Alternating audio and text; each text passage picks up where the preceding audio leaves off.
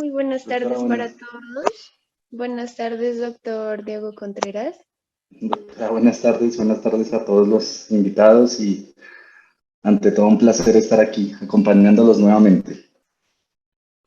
Doctora, a nosotros también nos complace nuevamente tenerlo aquí, pues como tenemos de costumbre, queremos presentarlo. Entonces, para todos los presentes en esta charla el día de hoy, él es el doctor Diego Contreras Monevar, eres médico cirujano de la Universidad Colegio Mayor Nuestra Señora del Rosario, es especialista en medicina familiar de la Pontificia Universidad Javeriana y es docente del programa de especialización en medicina familiar de la FUCS del Hospital San José. Con él vamos a tratar el día de hoy, el tema de familia con paciente pluripatológico. Le agradecemos el día de hoy por estar aquí, doctor. Bueno, no, con todo el gusto. Más faltaba, todo un placer. Lo que les pueda colaborar a la formación de los futuros colegas, pues será con todo el gusto.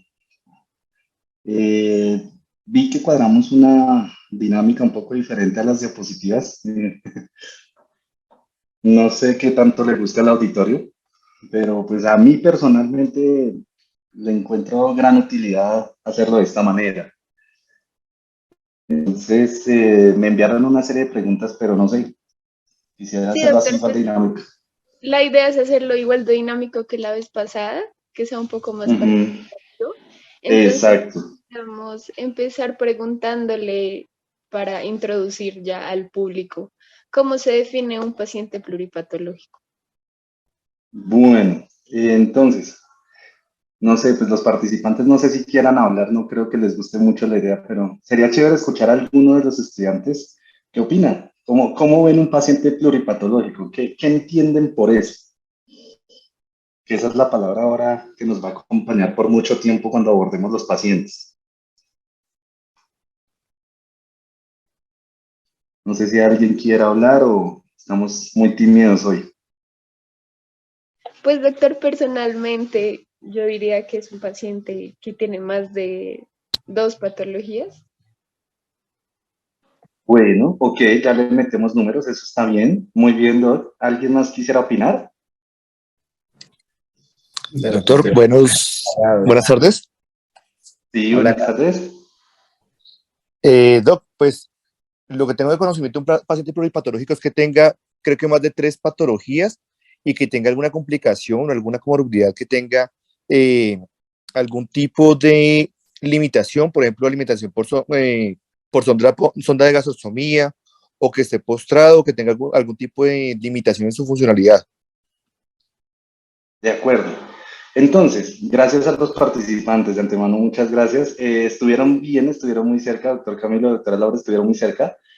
De hecho, el paciente pluripatológico, la definición oficial es un paciente que tenga más de dos condiciones clínicas diferentes que convivan en el mismo paciente, que concurran en el mismo paciente, pero antes se utilizaba la definición de tres o más patologías y que una de ellas estuviera con alguna complicación que afectara su calidad de vida.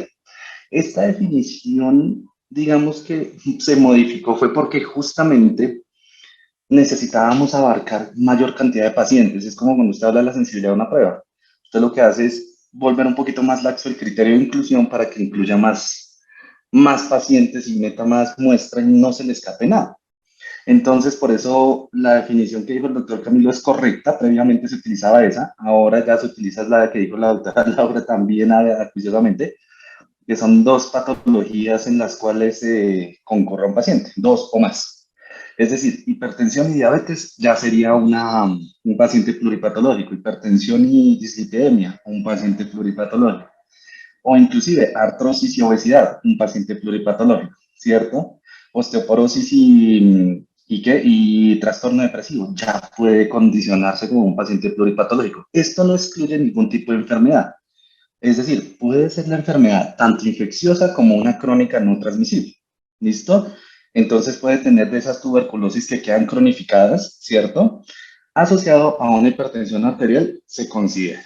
Bueno, entonces partimos del hecho de que es fundamental ya tener una definición ya un poco más clara. Antes no se tenía mucha claridad porque no se sabía cuánto era un paciente pluripatológico, dos patologías, tres, cuatro, hasta que ya se está empezando la literatura actual a llegar a un consenso. Entonces, bueno, la importancia de esto seguramente lo hablaremos en otra de las preguntas, pero pues es como lo relevante, ¿listo? Dos o más patologías en un paciente que estén al mismo tiempo. Profe, Doctor Cristian, buenas tardes. profe, como siempre, un placer tenerlo así, charlando un poco, cambiando un poco la dinámica de estas presentaciones. Profe, y básicamente cuando empezamos a hablar de este concepto de pluripatológicos, porque así como alguna vez empezamos a hablar de paciente frágil, de sarcopenia, de polifarmacia, ¿de dónde nacemos a empezar a hablar de este tema? Curiosamente, mire que esa pregunta, aprovecho para hacer algo de publicidad. Ya estamos en proceso de terminar nuestro libro de medicina familiar, vamos bien. Y justo tratamos este capítulo. Esto apareció más o menos en los 90s, 80s, cuando se empezó a hablar de atención primaria. ¿Por qué razón? Empezaron a ver que nuestra población empezó a incrementar la edad en la cual fallecían. Usted habla de hace unos 20 años, la expectativa de vida estaba en 62. Por eso usted ve que los papás de uno se pensionan a los 50 y tantos, ¿cierto? Para que disfruten algo de su pensión. Ahora la expectativa de vida va mucho mayor. Entonces, ¿qué quiere decir? Que van apareciendo más condiciones en el mismo paciente que no lo van a discapacitar totalmente, pero que sí van a generar cierta limitación. Y eso es carga de la enfermedad. Y sobre cada paciente, a medida que va apareciendo una, dos, tres, cuatro, a medida que van apareciendo, esto les va poniendo una especie de carga que ustedes lo van a ir notando, va disminuyendo mucho lo que es la funcionalidad de los pacientes y de nuestros familiares, inclusive. Cuando ustedes hablan de sus papás, sus mamás, abuelitos, creo que tendremos todos algún familiar que tiene más de dos enfermedades conjuntas y notan cómo merma parcialmente la funcionalidad. ¿Qué empezó a suceder? Se incrementaron las tasas de hospitalización, se incrementaron las tasas de consumo de recursos, se incrementaron las tasas de mortalidad y no sabíamos cómo manejar esto.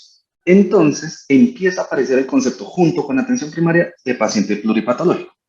¿Por qué?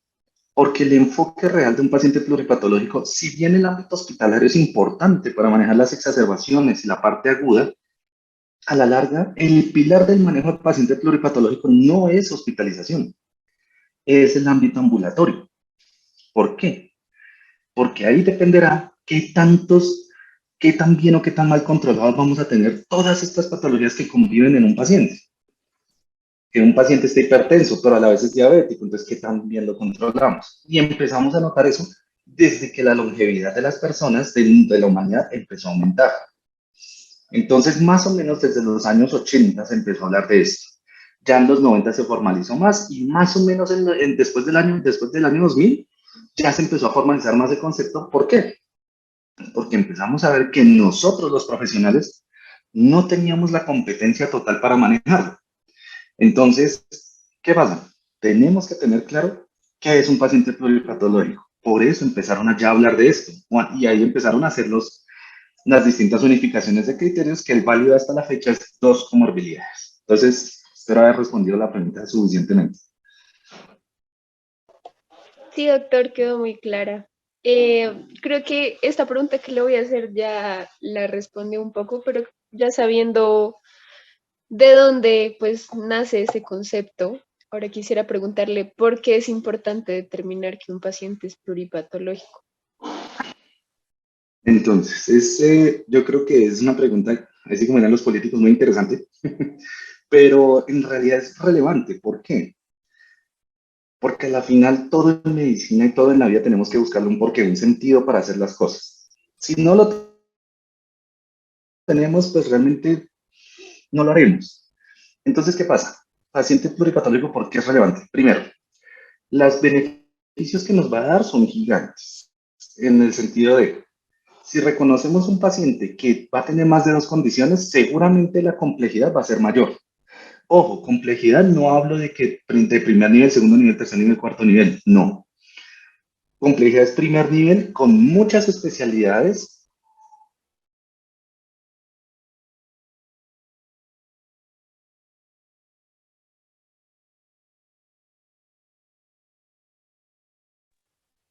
Ya, doctor, qué pena, se salió y se volvió a entrar. Ahora sí. Entonces, como les iba diciendo, el paciente pluripatológico, ahí lo que empieza uno es a ver, uno, va a consumir más recursos.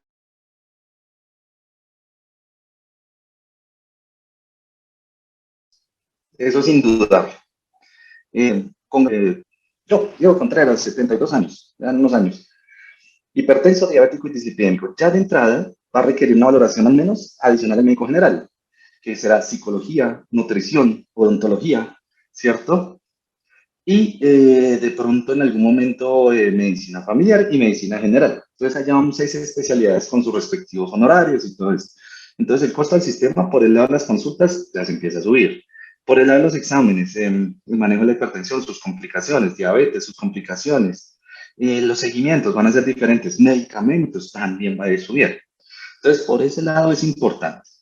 Segundo, se está volviendo una carga gigante para el sistema de salud. ¿Por qué? Inversión de la pirámide poblacional. La mayoría de nuestra población es adulto mayor.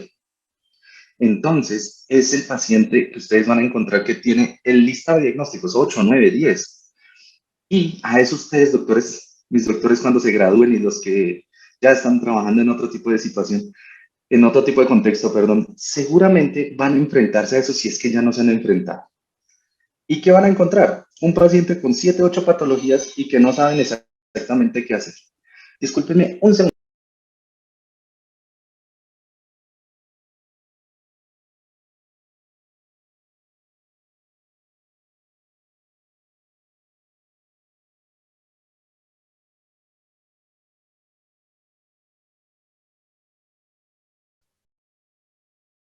Creo que se silenció, Lau. Dijo que lo esperáramos un segundo.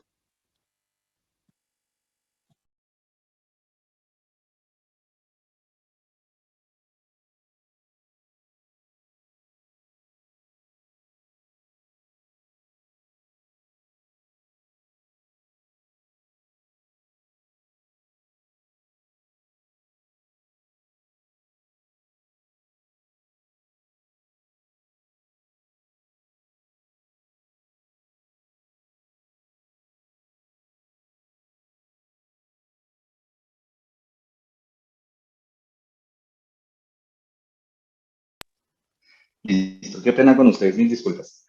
Entonces, segundo, se van a ver enfrentados a estos pacientes en los cuales gran complejidad se les va a presentar. Es una realidad, nos va a ir creciendo a medida que hay más tecnologías en la medicina, van a ir apareciendo más comorbilidades y nuestros pacientes van a ir presentando esta sobrevida extremadamente larga. Entonces, segunda cosa, ¿por qué es tan importante? Porque se van a enfrentar a eso, mi doctor. Usted y todos nosotros nos vamos a ver abocados a eso. Y sería muy bueno en algún momento tener alguna especie de guía. ¿Listo? Y tercero, porque es la calidad de vida de nuestros pacientes. Es la calidad de vida que le podemos ofrecer a cada uno de ellos, que le vamos a poder brindar controlando sus comorbilidades, que tengan una vejez tranquila, ¿cierto? Que puedan seguir siendo lo más funcionales posibles, posible hasta el momento pues que llegue ya el momento de su fallecimiento, ¿no? Pero de todas formas, es importantísimo. La prevalencia está subiendo, lo van a encontrar mucho y ahora estamos sumando una nueva comorbilidad crónica que es el COVID largo. Y el COVID largo se está sumando absolutamente a todo. Niebla COVID, miocardiopatía COVID, cefalea crónica, inclusive artritis post-COVID, ya la están empezando a vivir, y neumopatía intersticial. Ustedes van a ver seguramente los que han pasado por neumología con el doctor Durán allá en el Hospital San José, seguramente vieron radiografías con infiltrados intersticiales crónicos y pacientes relativamente jóvenes. Entonces ya empiezan a hacer daños desde muy temprana edad, secuela del COVID. Entonces esa es como el argumento de por qué es tan importante conocer esta condición. Profe, y por ejemplo, bueno, pues la mayoría lo sabemos, pero para los estudiantes, ¿hay alguna forma de categorizar estos pacientes? O sea, o es pluripatológico pleno, o tenemos como ciertos grados de este tipo de pacientes pluripatológicos. Pues básicamente, para ponerlo así como muy sencillo, el pluripatológico complejo y no complejo. Son dos clasificaciones como muy sencillas de utilizar, muy prácticas. Complejo, patologías que requieren un nivel de complejidad supremamente alto o un equipo multidisciplinario. Ojo, no dije interdisciplinario. multidisciplinario, que eso hay una diferencia entre esos dos abordajes, y que va a requerir un seguimiento justamente por varias especialidades, que las comorbilidades que tienen pueden interactuar entre sí mismas y generar unas complicaciones que pueden ser supremamente deleterias en la calidad de vida o en la salud o inclusive en la vida del paciente. Y el no complejo son varias condiciones clínicas que justamente todo lo contrario, no tendrán ese efecto deleterio en la vida de los pacientes o por lo menos no tan agudamente y a largo plazo se podrán manejar, digamos que de una forma mucho más conservadora. Puede ser manejado por uno o dos especialistas o inclusive medicina general. Sería como una forma muy sencillita de abordarlo. Ahí están hasta ahora explorándose más clasificaciones, pero digamos, Cristian, que para los futuros colegas, digamos que eso sería un abordaje muy sencillo y práctico para sus consultas. Ok, doctor, respecto a eso sí queda muy claro. Otra pregunta que le íbamos a realizar, que era pues definir como tal que era un paciente, paciente pues, complejo y no complejo. Pero Ahí, sí, doctor, continuando ya respecto a eso, quería preguntarle qué estrategias se podrían implementar para dar una adecuada atención o manejo a ese paciente pluripatológico. bueno, entonces ahí tendríamos que dividir entonces estrategias a nivel paciente, nivel familia y nivel comunidad o sistema de salud. A nivel paciente, primero, el enfoque del paciente pluripatológico parte de una adecuada identificación. Entonces, primero, que nosotros los médicos estemos capacitados para poder reconocer este tipo de pacientes. Que les llegue la consulta y ya sepan, perfecto, vamos a tener más de 2 diagnósticos de trabajo, entonces tenemos que empezar a organizarlos. Segundo, estrategias de intervención. Aquí entra mucho lo que yo les decía en la entrevista con el paciente, es los modelos centrados en la atención del paciente y modelos de decisión compartida. Siempre tener en cuenta las preferencias del paciente para simplificar uno, tratamientos y dos, pues mejorar el cumplimiento. Tercero, identificar una cosa que es la situación índice. Después hablaremos de eso en otra de las preguntas que están más abajo, pero digamos que ese es un punto importantísimo en el enfoque del paciente pluripatológico. Cuarto, y este sí es importantísimo, y es evaluar e indagar más bien los conocimientos, actitudes y prácticas o percepciones o creencias que tenga el paciente sobre sus enfermedades. Solo les hago una pregunta al auditorio. ¿Cuántos van al médico de los que estamos aquí? Porque sí. Quiero hacerme un control. Quisiera escuchar al auditorio. ¿Cuántos me dicen que sí? Doctor, yo voy porque quiero ver que estoy sano.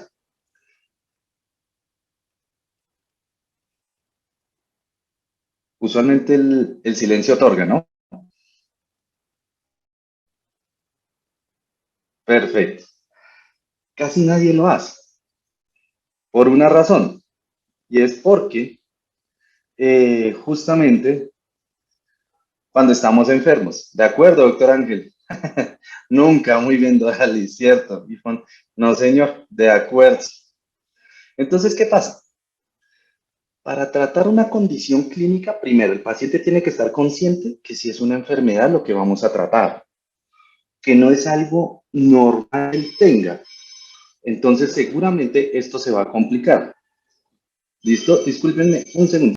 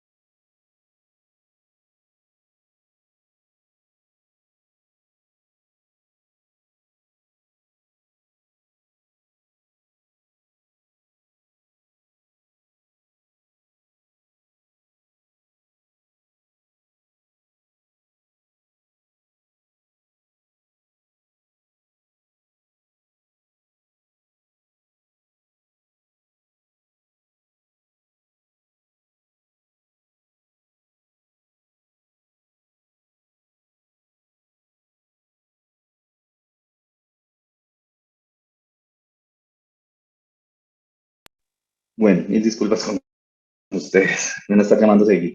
Entonces, estábamos en la parte de que justamente tenemos que evaluar las preferencias, los conocimientos del paciente. ¿Qué conoce de su enfermedad? ¿Qué sabe que le puede suceder o que no puede suceder? ¿Que para qué le están dando X, Y o Z medicamento? ¿Con qué fin? Ahora vuelvo y hago, a mí me gusta que el auditorio participe y es, ¿cuántos de ustedes nos han topado con un paciente que les dice, yo tomo el losartán, creo que es para la diabetes, doctor, creo que me tomo una hidroclorotiazida y creo que es como para el ácido úrico y creo que estoy tomando metformina, pero eso es porque me dolía un poquito el estómago y ya estoy como peor? Quiero escucharlos o chatear ahí, cualquiera de las dos.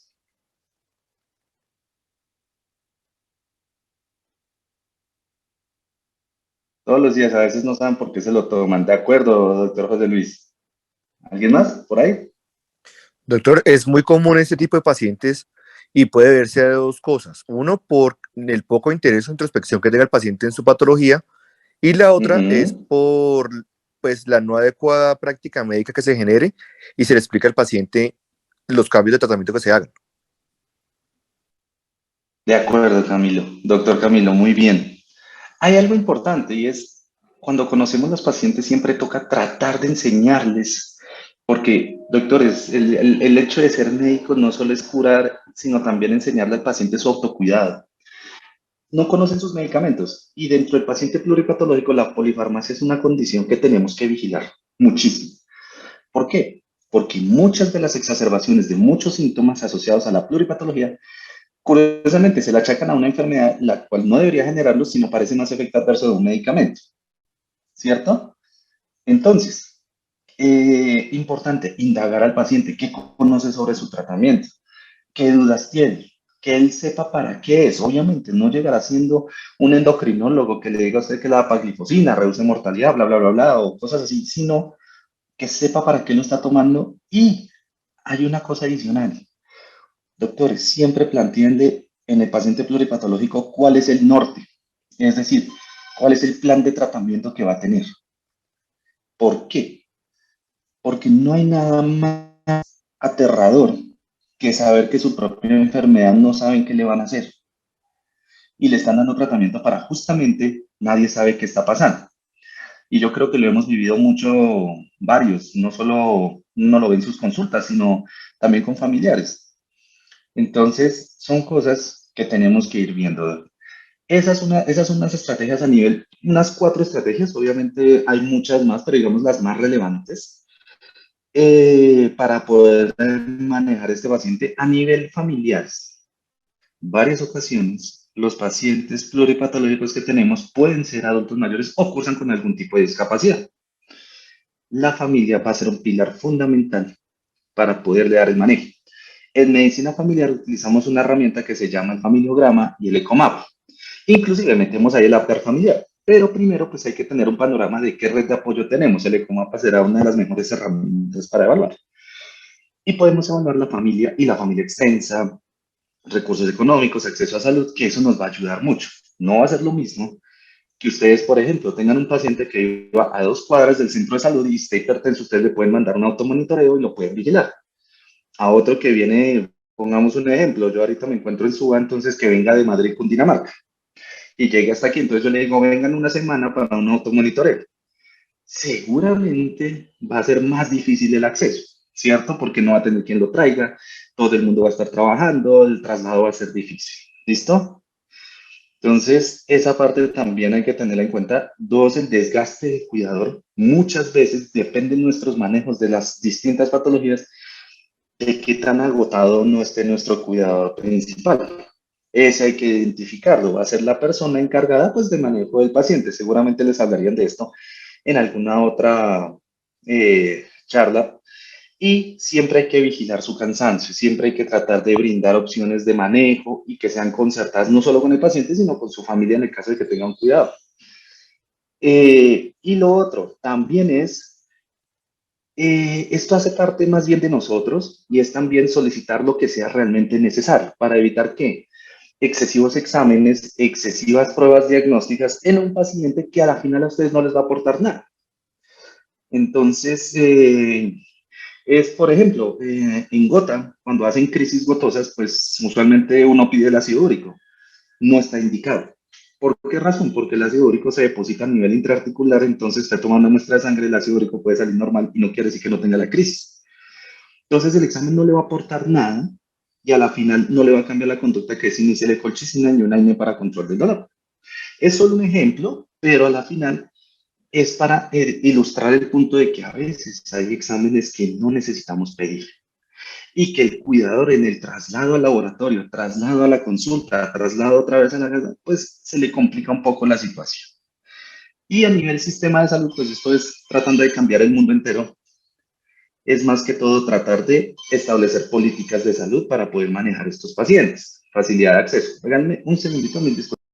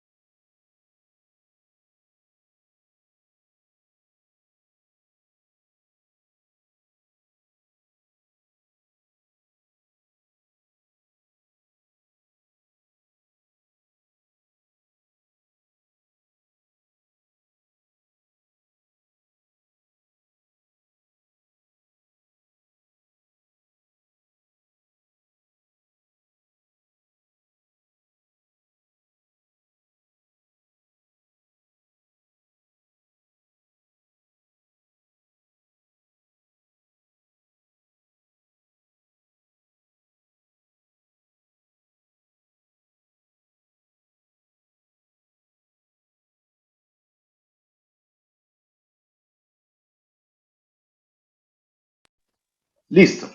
Entonces, a nivel sistema de salud, pues fortalecer lo que es el acceso a los sistemas de salud. Idealmente, el manejo del paciente pluripatológico va a ser enfocado en atención primaria. Eso es indudable. Entonces, para el porfa, el que sea, el que se vaya a dedicar a la parte de administración, que nos ayude un poco a fortalecer la atención primaria. ¿Por qué? Porque va a ser ahí justamente el punto donde más intervenciones vamos a poder hacer para controlar estos pacientes. ¿Listo? Entonces, espero haber resuelto un poco la pregunta en los niveles que quería que tuvieran claro. Sí, señor. Profe, ¿y hasta qué punto es bueno sumarle a los diagnósticos que ya tiene otro diagnóstico más de pluripatológico al paciente?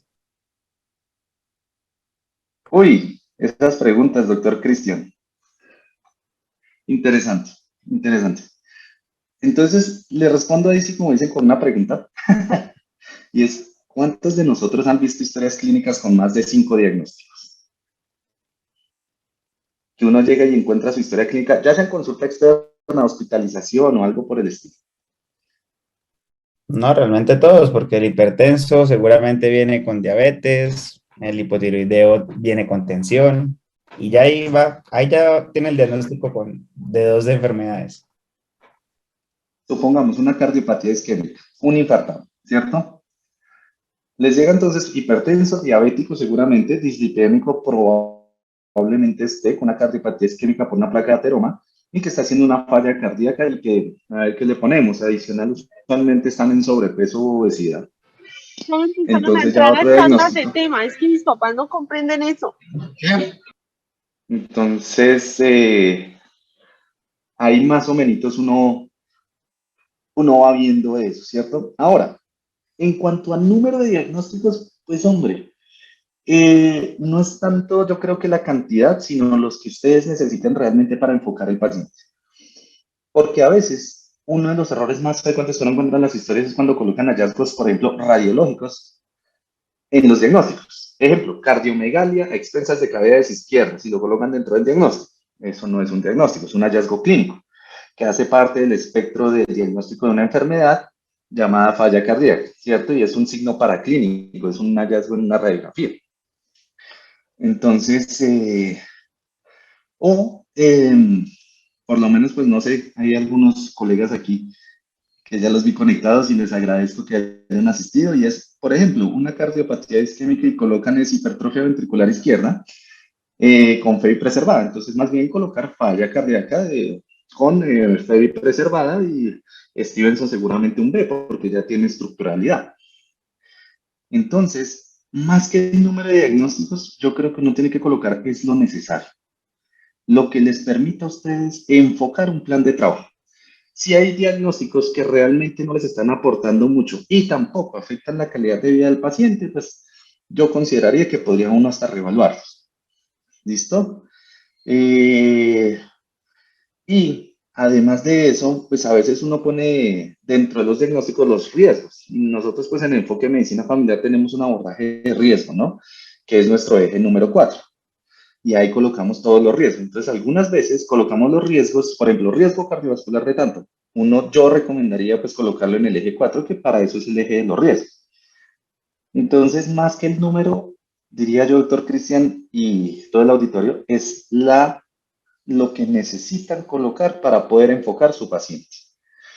¿Listo? Entonces, el número lo dirán ustedes realmente en sus prácticas y lo que les permita tener un orden para una atención adecuada en el paciente. Espero ahí haber resuelto esa. Sí, la verdad, sí nos quedó un poco más claro y resumido.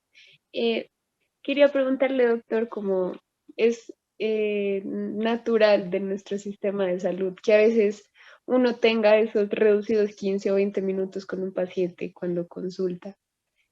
¿Qué tips podríamos tener, además de los que ya mencionó, para que en caso tal, en esos 15 o 20 minutos en los que nos veamos con ese paciente, podamos darle un orden a su pluripatología como tal? Ok, entonces es una pregunta que inclusive aquí en mis lugares de trabajo pues le hace a uno de los médicos generales y es, ¿cómo en 20 minutos logro resolver 10 diagnósticos de un paciente? Entonces, pues doctores, primero, consejo, yo creo que todos somos seres humanos y en 20 minutos sí tenemos que desmitificar un poquito y resolver todo. No vamos a poder usualmente. El paciente pluripatológico se caracteriza porque tiene alta complejidad, pero este ya es un paciente que va a requerir un poco más de esfuerzo y de atención de parte de nosotros los profesionales. Entonces, yo usualmente primero recomiendo es una cosa y es identificar lo que se llama la situación índice. ¿Qué es la situación índice? El diagnóstico por el cual el paciente les llegó a ustedes a la consulta. Ahora, ustedes me dirán, docs, pero pregunta, me preguntan, doctor, pero ¿cómo identificamos la situación índice si el motivo de consulta es me mandaron? ¿A cuántos les ha pedido ese motivo de consulta? Quiero escuchar a el auditorio. ¿Cuántos han dicho, doctor, me mandaron y no tengo ni idea para qué? Ahí sí, ya sea por el chat o por el audio. Quisiera escuchar ahí opiniones. Porque uno lo ve en todos los servicios. Entonces quisiera ver quién se ha enfrentado a ese motivo de consulta. No tengo ni idea, no sé para qué me mandaron, estoy aquí porque me dieron una orden, vengo aquí usted para qué. El doctor Camilo dice 2 veces por semana. Muy bien, doctor Camilo. Muy bien. Entonces, quisiera escuchar más a los que están como callados. Entonces, les cuento, esta situación va a ser muy frecuente. Entonces, primero, usualmente la situación índice se las dice que el motivo de consulta. ¿Listo? Ahí partiendo de la semiología de la historia clínica. ¿Y qué es el motivo de consulta? Supongamos, doctor, me duele el pecho. Entonces, ya seguramente el diagnóstico que ustedes van a tener que resolver como primera instancia de su paciente pluripatológico va a ser el dolor torácico. Porque ya eso es lo que obligó al paciente a buscar atención médica. ¿Listo? Entonces, primero, en el caso de que el paciente, digamos, no les dice el motivo de consulta, sino llega un crónico a control y le dice, me mandaron, tengo hipertensión, tengo diabetes, tengo dislipidemia y tengo osteoporosis. Entonces, Mi recomendación es, uno, conocer la historia natural de las enfermedades. ¿Por qué? Ejemplo, si le inicio tratamiento a una hipertensión arterial, ¿en cuánto tiempo espero yo respuesta? En 2 semanas. Mientras que a una dislipemia, ¿cuánto tengo que esperar? 6 a 8 semanas, más o menos 2 meses, ¿cierto? Y a una obesidad y a una osteoporosis, el tratamiento espero respuesta en 5 años. Entonces, ya de esos diagnósticos, la cronicidad les está diciendo a ustedes cuál va a ser su situación índice. Y seguramente el primer diagnóstico será hipertensión, ¿cierto? Si viene controlada, perfecto. Lo podemos entonces, bajan lo que es, eso es lo que utilizan ahora en los estudios que se llama orden jerárquico. ¿Qué es orden jerárquico? Orden de importancia de cada diagnóstico. Entonces, hipertensión, perfecto, viene bien, la podemos diferir. Siguiente diagnóstico, dislipidemia. No, doctor, es que el colesterol LDL está en 200, en valor al aire. Entonces, ya ustedes le inician, juiciosamente le calculan su riesgo y les dio para iniciar estatina. Entonces, ya saben que seguramente el control será en 2 meses. Entonces, ya la hipertensión deja de ser su situación índice y automática sube ¿cuál? Dislipidemia. ¿Listo? Es otra manera de enfocarlo. Entonces, ahí ya van primero. Segundo consejo para atenderlo en 20 minutos. Hablar con el paciente cuáles son las preocupaciones más grandes de él. Que usualmente las preocupaciones tienen que ir en línea con ¿qué? Con sus diagnósticos. Y seguramente ahí ustedes irán trabajando seguramente de una forma más rápida los diagnósticos de este paciente. Y empiezan desde desde lo que les preocupe, doctor, es que temo que pueda hacer un infarto. O doctor, temo que la tensión alta me vaya a dar una trombosis. Entonces ya saben que tienen que vigilar eso un poquito más y que cuando esté controlado, pues uno lo que hace es tranquilizar al paciente y establecer el plan de seguimiento ya para lo demás. Esto va conectado a otra pregunta que me hicieron ahí dentro del banco y es, ahí ustedes van a determinar el seguimiento del paciente. Qué tan cercano, qué tan lejano lo van a seguir. Y asimismo, ¿pueden diferir algunos diagnósticos? La respuesta es sí. No todo se tiene que resolver. Por ejemplo, este paciente que les comenté, la osteoporosis, seguramente la podremos dejar para un control donde ya hayamos resuelto la primera parte, ¿cierto? Y no necesariamente hacerlo tan inmediatamente. Claro está, siempre hablando con el paciente, siempre hay que manejar esos modelos de decisión compartida para el paciente y poder llegar a acuerdos. Y usualmente esos acuerdos son tan provechosos que las intervenciones usualmente funcionan es informando al paciente. ¿Listo? Entonces, eso es segundo. Y tercero, en 20 minutos, pues, esta es una respuesta más desde mi experiencia con crónicos en los lugares donde me encuentro trabajando. Usualmente uno alcanza a responder 3, 4 diagnósticos y hacer unas 2 o 3 actividades de tamizaje, realmente no más. Y eso de tamizaje a veces uno se extiende un poco, pero sin embargo, sí es bueno que si ustedes hicieron los tamizajes en la primera, escriban en sus historias que seguramente les va a servir a ustedes como de plan de manejo a largo plazo, cómo hacer seguimientos continuados. Y si ya resolví unos tamizajes en el anterior, me quedaron pendientes, qué sé yo, densitometría y tamizaje de presión porque el paciente no quiso hablar esa vez. Entonces, esta vez ya llegó en una mejor disposición, ahí sí hago el tamizaje. ¿Listo? Entonces, es unas maneras de hacer las cosas. ¿Listo? Espero les sirva un poquitico en sus consultas. Sí, señor. Profe, y por ejemplo, ¿qué especialista, aparte de nosotros, también podría llevar las riendas? ¿O sería algo que también el médico general podría llevar como en ese control? Porque son pacientes que no solamente es la atención, tienen varios sistemas involucrados como tal. Entonces, yo diría, doctor Cristian, que uno, nosotros como especialistas de atención primaria, pues estamos ahí, eso sí, sin lugar a dudas. Medicina general creo que es una rama de la medicina, una especialidad, por qué no decirlo, un protagonista supremamente importante en la atención médica, en especial, por ejemplo, en países como el nuestro, en donde yo creo que el conocimiento les hace más autonomía y creo que el médico general ahí tendría un campo importante para ayudarnos. ¿Por qué? Porque si se da cuenta en el sistema de salud están sobresaturadas las especialidades, la fragmentación del paciente. Y mal que bien, el médico general puede y tiene el acceso a ver un paciente con cierta prontitud, que no será la mejor de ver de un día para otro, pero digamos que una cita de medicina general lo habitual es que no pase de un mes, más o menos. Pero esto es obviamente haciendo uno sobrebasado en mis lugares de trabajo. De pronto alguien tendrá otra opinión y pues totalmente válido. Entonces, diría, por ejemplo, en adulto mayor, geriatría. Sería muy importante manejarlo. Geriatría sería una especialidad que nos tendría gran importancia en este tipo de pacientes, ¿cierto? Claro está, están enfocados es solo en adulto mayor, pero digamos que podemos utilizar muchas de las herramientas que ellos usan o inclusive su concepto en el paciente adulto mayor, pero podemos extrapolar alguna que otra forma de atención o estrategia de atención en nuestros pacientes que son adultos maduros, inclusive adultos jóvenes. ¿Listo? Entonces yo diría, la geriatría nos ayudaría mucho. En el ámbito agudo, medicina de emergencias sería un integrador supremamente relevante, en especial cuando empiezan a haber pacientes descompensados en múltiples patologías que lo vio el cardiólogo, entonces cardiólogo, cardiopatía, el endocrino, su diabetes, el neurólogo que tiene una cefalea.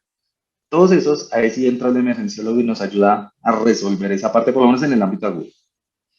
Y en el ámbito crónico, también medicina interna tiene un campo también, yo creo que de gran relevancia en el manejo de estos pacientes, también ayudándonos a controlar las condiciones de más alta complejidad o que requieren un estudio diagnóstico muy avanzado.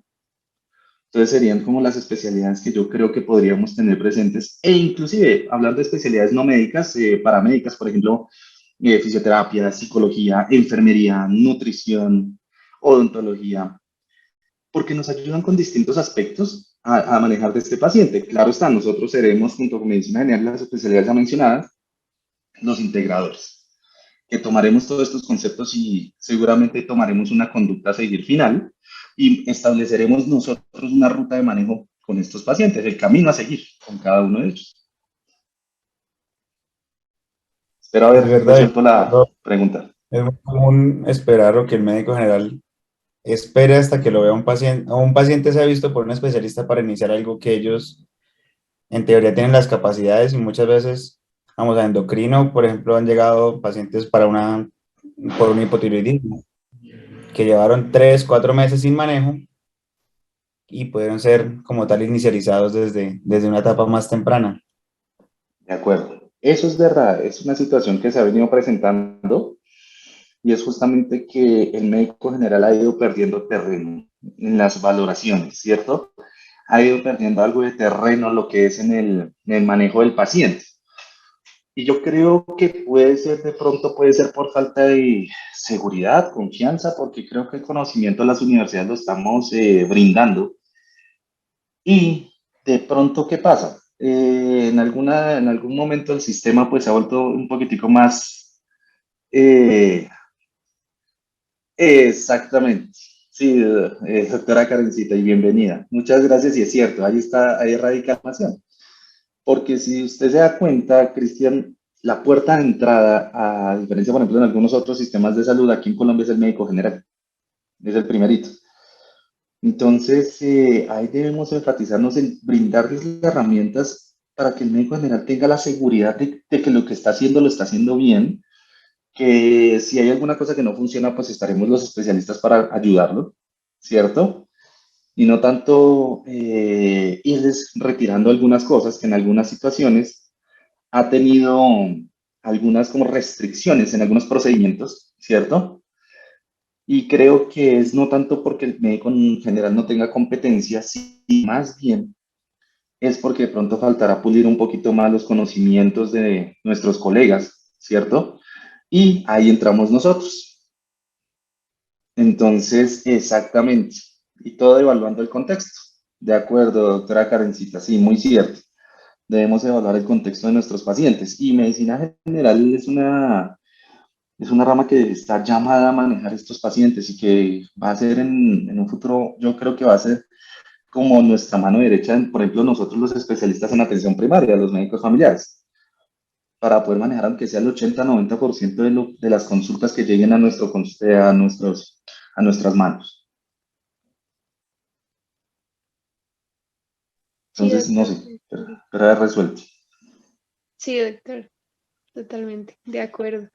Y quería hacerle esta pregunta también para complementar un poco de lo que había hablado antes. del papel de la familia, el rol de la familia para estos pacientes pluripatológicos, no solo como red de apoyo, sino en todo este enfoque pluripatológico del paciente en sí.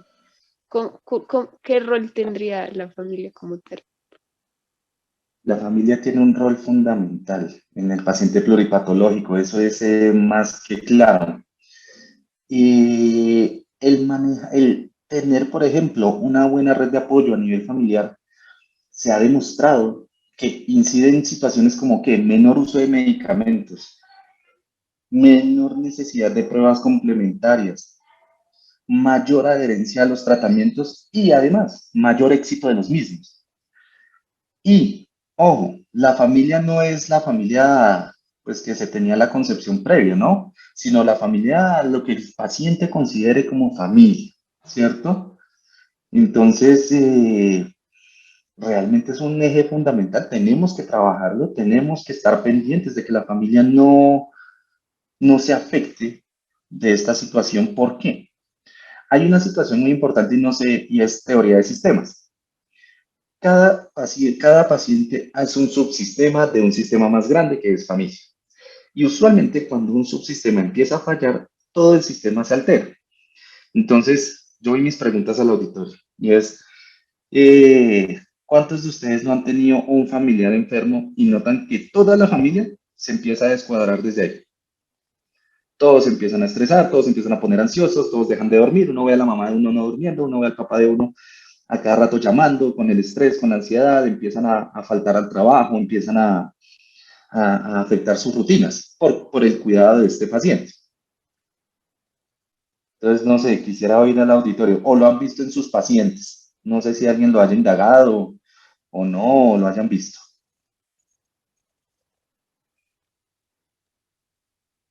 Pues nuevamente, Doc, yo creo que el silencio otorga. Muy frecuentemente, doctor, sí pasa. Entonces, es importante eso. ¿Por qué? Porque justamente cuando uno empieza a evaluar esta situación, es cuando uno empieza a ver dónde uno puede incidir como especialista en atención primaria para evitar estos desenlaces. Entonces, la familia sigue siendo un eje fundamental, no solamente como estrategia de apoyo de manejo, sino también de seguimiento y sobre todo, mira, el paciente pluripatológico tiende a hacer cuadros depresivos, tiende a hacer cuadros que afectan su salud mental y curiosamente se ha visto que la salud mental alterada de este paciente puede alterar la salud mental de todo el núcleo familiar o de todo el entorno que lo apoya, llámese familia, ¿cierto? Familia, amigos, etc. Lo que el paciente pues vea como su cuadro familiar. Entonces, cuando uno empieza a manejar el paciente, al mismo tiempo la familia uno tiene que verlo. Por ejemplo, familias muy amalgamadas, seguramente, amalgamadas significa supremamente unidas, ¿qué va a pasar? Seguramente una crisis de uno solo de los miembros va a afectar notoriamente a todos los otros y la funcionalidad se va a ver sumamente alterada, ¿cierto? Pero asimismo van a mover más recursos para poderlo cuidar, manejar y establecer un plan de seguimiento, garantizarle una mejor calidad de vida y a largo plazo garantizar adherencia y cumplimiento de las recomendaciones. Caso contrario, familias muy separadas, que son familias en las cuales pues cada uno va por su lado y seguramente si le pasa algo a uno, pues los demás no sufren mucho, pero las estrategias de manejo van a ser muy difíciles porque dependeremos casi que del paciente y uno que otro miembro. ¿Por qué? Porque justamente andan muy separadas, entonces no van a andar tan unidas y va a ser de pronto el seguimiento un poquito más difícil. Entonces, digamos que más allá de eso, la familia sí tiene un rol muy, muy importante en la atención de estos pacientes. Espero Listo, haber resuelto la duda. profe, y bueno, ya tenemos la experiencia como tal en uno de los hospitales con el programa de pluripatológicos que pues, apenas lo estamos iniciando, pero desde su punto de vista, ¿usted cree que se debe ampliar más, o sea, en el sentido de más redes en Colombia y un enfoque o un médico que esté más allá o más pendiente de un programa como tal de pluripatología que se enfoque solamente en este contexto? Claro que sí, claro que sí. Yo creo que el programa de patología que tenemos en el Hospital San José da respuesta a una de las necesidades más grandes que ha tenido la salud en Colombia, que ha venido creciendo Le pongo en números, empecemos con algo económico que usualmente el bolsillo a uno le duele un poquito. Si ustedes saben, el Producto Interno Bruto de Colombia son 271.300 millones de millones de pesos. Más o menos eso es lo que maneja 2020, según la referencia que tengo. Según el DANE, el Producto Interno Bruto que es ese, solo el 7.9% de eso se va para salud. ¿Cuánto equivale? 21.400 miles de millones de pesos. Y según la literatura actual, 2/3 del Producto Interno Bruto de un país se va en atención de paciente pluripatológico. Es decir, de esos 21.400 miles de millones de pesos, 14.2 miles de millones de pesos se nos está yendo solo en atención de un paciente pluripatológico. Digo uno, ¿no? Pero pues son todos los del país. Entonces, primero, el gasto de recursos es gigante. ¿Y eso qué involucra? Al menos un 25% de los pacientes que tú le des salida en hospitalización va a reingresar por alguna de las condiciones que tuvo. Entonces, ya de esto es solamente en exámenes y ambulatorio. Súmele ya la parte hospitalaria. Seguramente el costo se va a subir, ¿cierto? Entonces, primer ítem, creo que la parte económica va a ser un determinante fundamental, va a ser un aspecto fundamental a tener en cuenta. Segundo, la calidad de vida de estos pacientes sufren un deterioro funcional hospitalario. Ese concepto que es, cada vez que uno hospitaliza a un paciente pierde funcionalidad. Es cierto, pasa un Bartel de 70, pasó a 30, pero en el momento del egreso subió, pero nunca recupera totalmente su funcionalidad. Recupera un 50, a un 60 el Bartel. La brecha entre esas dos es deterioro funcional y va a ir creciendo a medida que cada hospitalización que nos vaya dando. Un ejemplo, enfermedad pulmonar obstructiva crónica. Se tiene claro que cada exacerbación que requiera hospitalización va a disminuir la sobrevida de nuestros pacientes y por ende va a consumir más recursos, ¿cierto?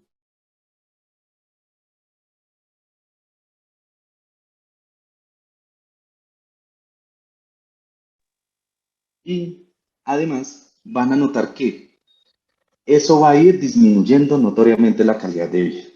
Segundo, a veces no, frecuentemente cuando damos egreso de nuestros pacientes, digamos que esto queda en el aire. La gran cantidad de nuestros pacientes quedan en el aire sin poder definir una conducta a seguir, ¿cierto? Entonces, ¿qué pasa?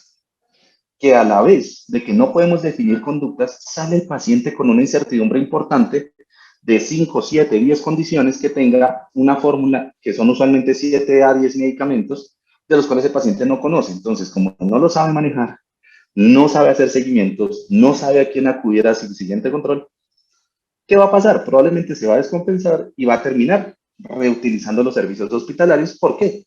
Porque justamente no se manejó esta parte ambulatoria del paciente pluripatológico. Entonces el programa debería extenderse a todos los hospitales y sería un buen articulador entre sistemas hospitalarios y sistemas ambulatorios. Sería una excelente forma de garantizar un seguimiento adecuado al paciente, disminuir estas tasas de hospitalización, disminuir el costo al sistema y mejorar la calidad de vida de los pacientes, porque cada hospitalización conlleva un deterioro de eso. Entonces la respuesta es sí, Cristian, definitivamente. Y creo que FUC seremos pioneros de eso con la ayuda de los profes que están acompañándonos el día de hoy. Entonces creo que estaremos muy bien y definitivamente la respuesta es sí. Deberían hacerlo y cuando los doctores se gradúen y si vuelven a sus lugares de origen, los que no sean de Bogotá, pues nada, creo que deberían montar un programa así.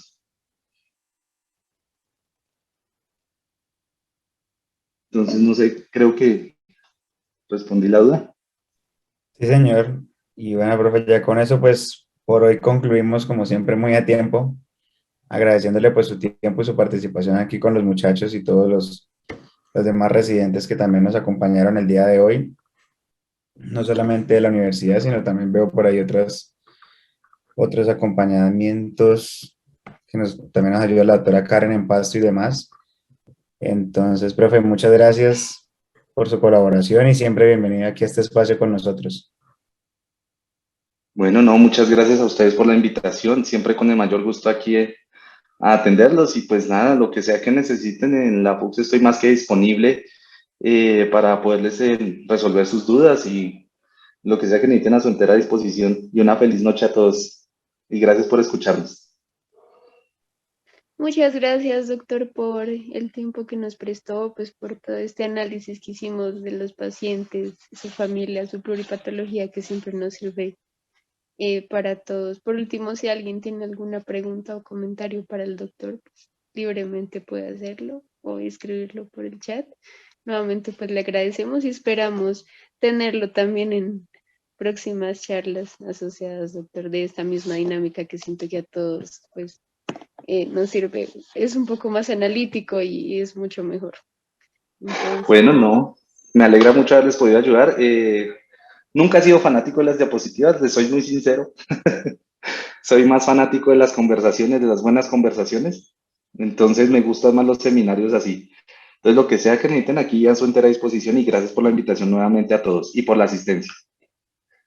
Sí, señor, también para invitarlos nuevamente a nuestro primer encuentro de medicina familiar el día viernes 15 de julio, los que puedan acompañarnos de forma presencial y si no virtual, por nuestras redes también estamos dejando los links de inscripción para que nos acompañen y sigamos abriendo estos espacios. Este encuentro va enfocado al riesgo cardiovascular y como en general todo el tipo de riesgo que tengan nuestros pacientes. De acuerdo, allá los estaremos esperando y espero verlos en unas charlas muy innovadoras e interesantes. bueno, doctor, muchísimas gracias. Entonces, le deseamos Bueno, una feliz noche y a todo el auditorio también feliz noche. Muchas gracias por la asistencia. Gracias. bueno, a ustedes muchas gracias. Hasta Hasta luego a luego. todos, que tengan buena noche, que estén muy bien.